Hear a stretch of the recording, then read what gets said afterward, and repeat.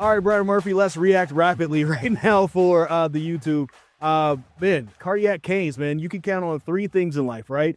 Death, taxes, and the Carolina Hurricanes to deliver in overtime. They get another 3-2 victory as they're now up 2-1 in the series over the Montreal Canadiens. And it was very interesting because they're 5-0 in this postseason when going to overtime. Each one is a 3-2 win. And this is the second one of this series in back-to-back games for them. Yeah, I mean, they've really solved the problem that was exposed in Game 1, right? They lose 6-2 in Game 1, don't look like the Carolina Hurricanes. Well, over the last two games, and they both went to overtime, this looks like what you expect out of a Rod Brind'Amour Carolina Hurricanes team, outshooting Montreal 13-1 in the third period in overtime combined, dominating puck possession, just keeping Montreal stuck in their own zone. One of the stats they gave on TV, Montreal had 13 icings, only 12 shots on goal. I mean, that is Carolina Hurricanes hockey. It's ridiculous. And I think it's wearing Montreal down a little bit. I mean, that was the sense I got at the end of this game. Andrei Svechnikov with the game winner through a Sebastian Aho screen in front of Dobesh to get the win. But I got the sense that Carolina keeps rolling those lines. That fourth line, the Jankowski line's been terrific. And they can play all four lines. Montreal really cut down its fourth line, didn't play it much. Carolina's 10-1 in the postseason.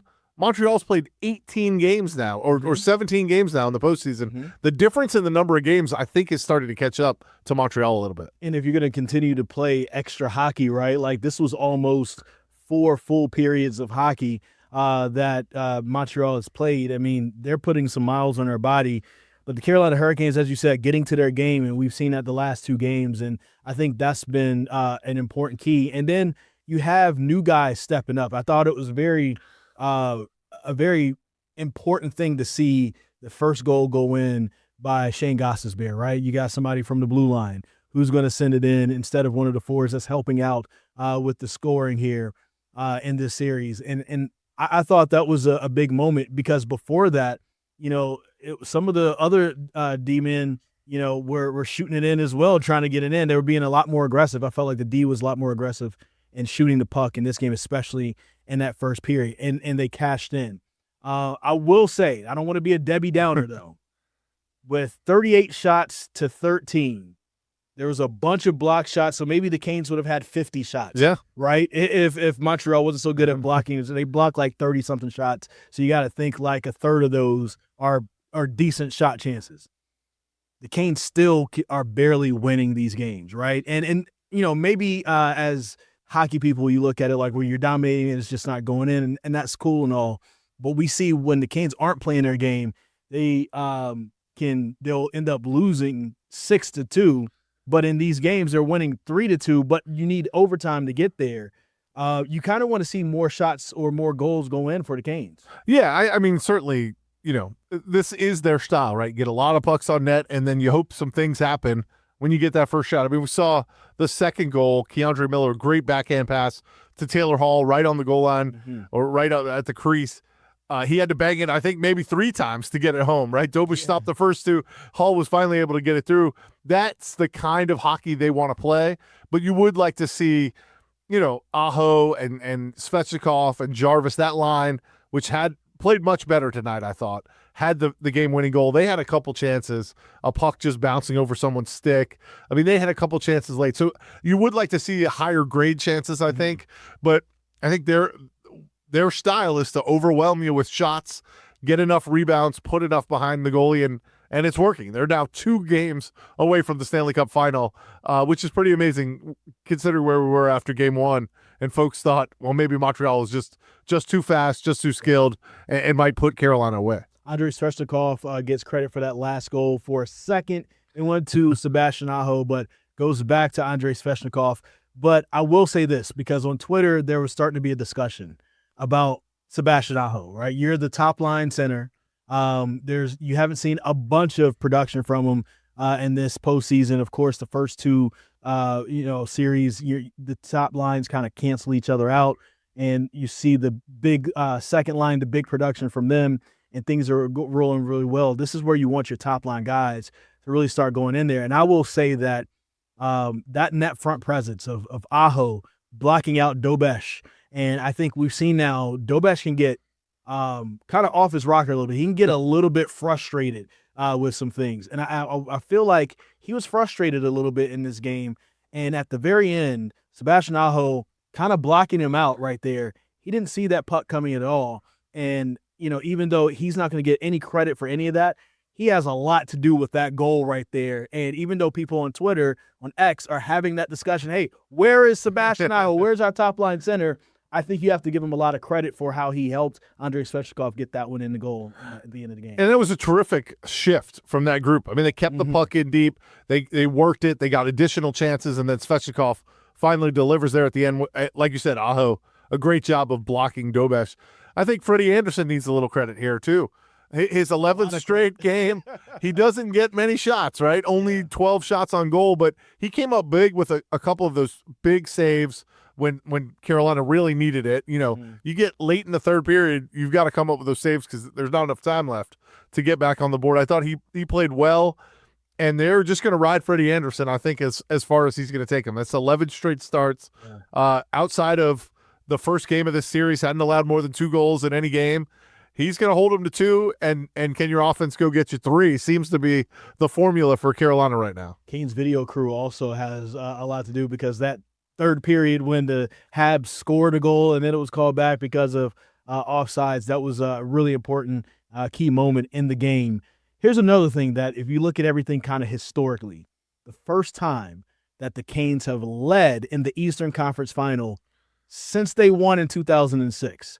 Ever since then, they have lost a bunch, and we've talked about that a lot. Right now, their record is 3-18 in the Eastern Conference Final after they won the Stanley Cup Final 20 years ago in 2006. It hasn't looked good for them, and now this is the first time having a lead. And this is also the first time in this postseason that Montreal has lost back-to-back games. And so now you see that momentum going back the Canes' way. It really does feel like the worst thing for the Canes in this postseason is a bunch of rest. It's a 12-day break. Right. Because if you didn't have a 12-day break, maybe they come out a little bit better and play their game in game 1. And this is possibly another 3-0 start to a series. Right. Well, I think we could start to put away that 1-16 number that we've been using a lot, and start looking at 2-1. I mean, this team is now 2-1 in the Eastern Conference Finals this year, and certainly I've used that number many, many times. But this team I think is writing its own story, and right now they're up 2-1. Yeah, they certainly looked rusty after the 12-day break in Game 1. They must have switched something defensively. They stopped allowing those forwards, the Montreal forwards, to get behind their defensemen, and those long cross ice passes that were setting up all those breakaways. Montreal still has a ton of skill, and you saw it with their goal. Caulfield and Hudson, a nice little give and go. So they still are capable, but Carolina is just shutting down those opportunities. The terrific stick work by Slavin, Keandre Miller. I mean, just every time you think Montreal might have a chance, there's a defenseman or a forward poking the stick, poking the puck, keeping it away from one of those great scoring opportunities that they got in Game 1. Aho said it on TNT after the game. The whole team deserves credit. They really got contributions up and down the lineup. All four lines, all 3 defensive pairings, I thought played pretty well tonight. You said something key right there. They're writing their own story. And that's something that actually Logan Staykovic said this morning after morning skate when there was the pregame availability.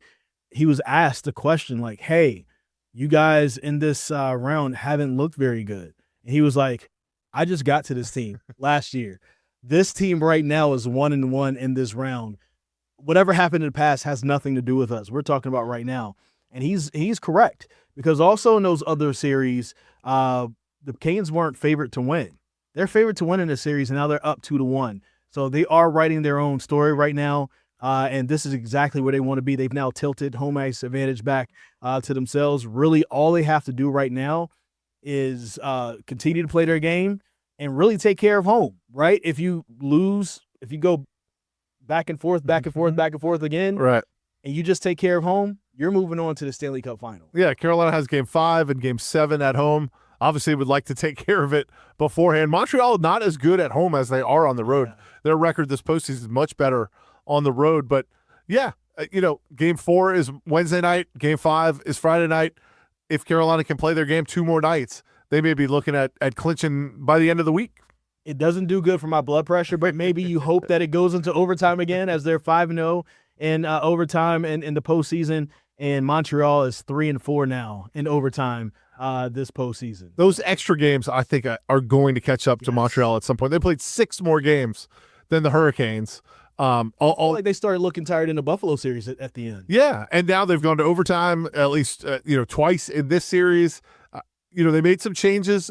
Montreal made some changes with its lineup. I wonder if they're going to make some more changes, try to get some tired legs out of there, maybe some fresher legs in their lineup. But right now, I think the momentum certainly on the Hurricanes side, and I think they're starting to feel it a little bit. Right, if we play our game, we see what happens. There's like proof of concept there that this works in this round.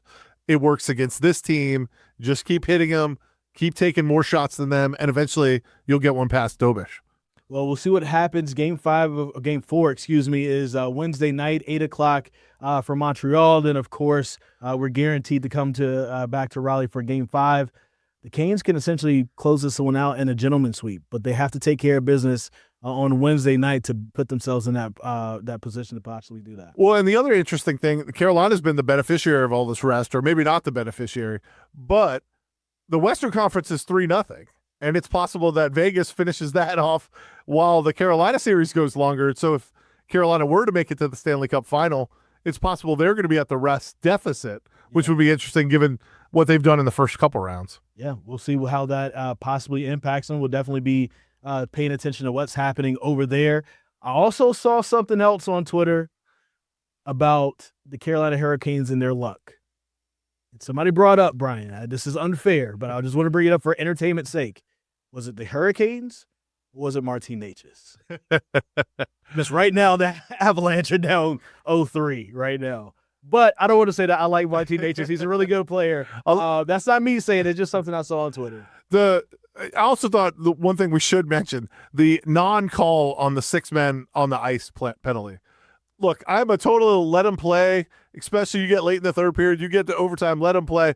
But when the 6th guy is the guy who stops the puck, and that was clearly the case. There were 6 guys. I mean, that's when they showed in football, you count the guys, there's 12. TNT counted the guys. There were 6 skaters, and one of them, the 6th guy, the guy who was going off, played the puck. I mean, you've got to make that call. I think the Hurricanes fans were not happy with the officiating in this game. Most of the calls, I'm good letting them settle it on the ice. That one is so obvious. I think you have to make that call. And I'm going to go back also to the first goal that the Montreal Canadiens scored. I don't know how you call that slashing on Martinook, honestly. It's a little tap, and Hudson let go of his stick and then throws up his hand, and it's all of a sudden it's slashing. And we've seen a lot worse not get called. So there's a few examples here. I know we're going to sound like homers. Technically, we are, but the Hurricanes have been able to overcome the officiating. Carolina 0-9 had stopped the last 19 power plays that they'd been penalty kills. Yeah, they were successful on their last 19 penalty kills. Then Martinook gets that penalty. Yeah, Montreal scores right back in the game. Yeah. Well, we'll see what ends up happening. We're going to be looking at Game 4 on Wednesday, then back here on Friday in Raleigh. That's our reaction. Unless, do you have more? No. Another 3-2 victory in overtime. Another 3-2 victory. Like that is the thing. If the Canes are going to lose, they're going to lose 6-2. If they're going to win, they're going to win 3-2. I'm Chris Lee. That is Brian Murphy. Thank you guys for watching right here on WRAL News.